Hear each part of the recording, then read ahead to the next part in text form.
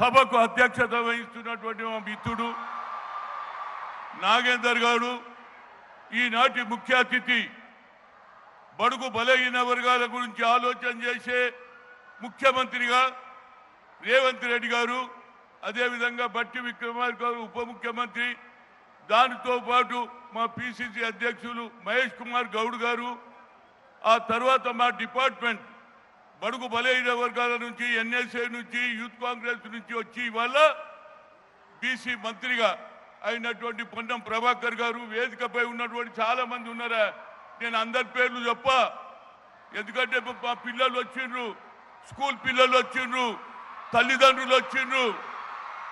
నా ఉద్దేశంలో ఏమిటంటే రావడంతో ఎవరికి రాని ఐడియా వచ్చిందా? గతంలో మీరు చూసిన ప్రగతి భవన్ లోపలికి ఎవడు పోయేటోడే లేడు. బయట రైతులు వచ్చి అయ్యా మా పొలం ఎండిపోయింది, మా గురించి ఆలోచన చేయమంటే అడిగేటోడే లేడు. కానీ మా ముఖ్యమంత్రి రావడంతో ప్రగతి భవన్ నేను అడిగిన, అయ్యా మహాత్మా జ్యోతిరావు పూలే పెట్టాలనగానే ఇమ్మీడియట్ గా ప్రగతి భవన్ పేరే పెట్టు మహాత్మా జ్యోతిరావు పూలే ప్రజాభవన్ అన్నాడు. అంతటితో ఆగిందా? ఇవాళ సావిత్రిబాయి పూలే ఆమె జనవరి 3న పుడితే ఆ రోజు, ఎందుకంటే ఆ రోజులలో చదువు లేదక్క, చదివేటోడు చెప్పేటోడు లేడు, పనులు కాసేటోడు ఎట్లు కోసేటోడే ఉండిరి.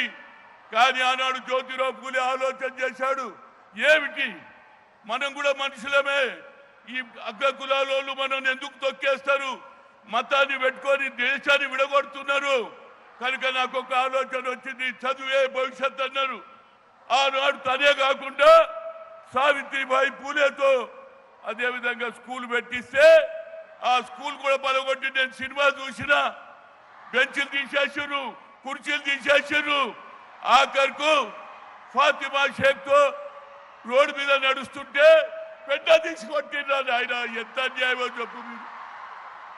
కానీ మా ముఖ్యమంత్రి నేను అవాయిడ్ చేస్తున్నా. అంతేకాకుండా ఆ రోజులలో ఏదైతే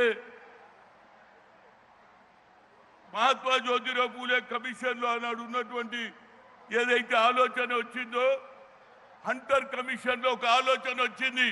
ఏదైతే మహాత్మా జ్యోతిరావు పూలే ఆలోచన చేశాడు చదవాలని స్కూల్ పెట్టిస్తే ప్రభుత్వం ఆనాడు ఉన్నటువంటి బ్రిటిష్ ప్రభుత్వం కూడా ఒప్పుకున్నది. అందుకుంటే మా చెల్లెళ్ళు అక్కడ చదువుతున్నారు. అంతేకాదు మహాత్మా జ్యోతి అరే నిలడా మాట్లాడని ఎప్పుడో ఛాన్స్ వస్తుంది మాకు ఏమంటే ముఖ్యమంత్రి గారు. ఎందుకు చెప్తున్నా అంటే ఇవాళ మా చిన్న పిల్లలకు ఇళ్ళ బాసన్లు వచ్చి స్కూల్ ఫీజు కట్టలేరు. ఇవాళ గురుకుల స్కూల్ కాకుండా ఇవాళ ఎడ్యుకేటెడ్ స్కూల్ కూడా పెడుతున్నారు. దాంతోపాటు నాది ఒకటే కోరిక, ముఖ్యమంత్రి గారు ఈ ప్రైవేట్ స్కూల్ తీసేయండి. ప్రైవేట్ అంటే ప్రైవేట్ స్కూల్ అనలేరా భయ్, ఏది గురుకుల స్కూల్ ప్రైవేట్ స్కూల్ ఉంటే మా ముఖ్యమంత్రి గారు స్పోర్ట్స్ సిటీ అంటున్నాడు. స్పోర్ట్స్ ఎడికి వెళ్ళి ఆడతారా? ఒకే రూమ్లో 10 మంది ఉంటే ఎట్లా ఆడతారు చెప్పు? దాని గురించి కూడా 5 ఎకరాలు చేయమని చెప్తున్నా. ముఖ్యమంత్రి గారు ఈ కార్యక్రమం నేను అంటాను, యావత్ భారతదేశంలో ఏ రాహుల్ గాంధీ అయితే కన్యాకుమారి నుంచి కశ్మీర్ వరకు నడిచిన తర్వాత కేవలం ఎస్సీ ఎస్టీలకే అన్యాయం కాదు, బీసీలకు కూడా అన్యాయం జరుగుతుందని we come to the power, will conduct caste wise census, జిత్తిన హిస్సేదారి ఉత్తి భాగీదారి అన్నటువంటి ఇంతవరకు నేను వినలే, నేను చూడలే. మా గురించి ఎవరు పట్టించుకునేటోడే లేడు. కానీ ఆ కార్యక్రమం కూడా ముఖ్యమంత్రి కావడంతో ఏది ఎలక్షన్ కాకముందు ఒక ప్రామిస్ చేసిండు. కామారెడ్డిలో ఏమన్నాడు తెలుసా? నేను తప్పనిసరిగా 42% రిజర్వేషన్ ఇస్తాన్నాడు. దానితో పాటు ముఖ్యమంత్రి కావడంతో కులగన జరిపినోడు ఈ దేశంలో ఎవరు లేడు. ఒకరు నితీష్ కుమార్ చేస్తే అది కూడా కోర్టు కొట్టేసింది. కనుక మా ముఖ్యమంత్రి గారు మీ పైన గురుతరమైన బాధ్యత ఉన్నది.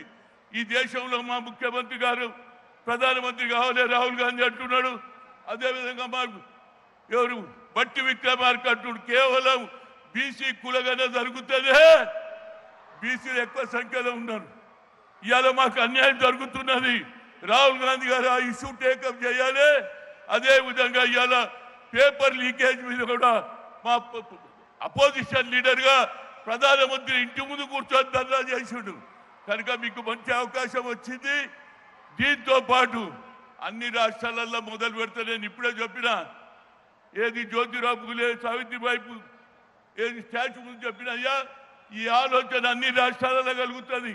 అది కర్ణాటక కావచ్చు, అది కాదు తమిళనాడులో కావచ్చు, అది కేరళలో కావచ్చు.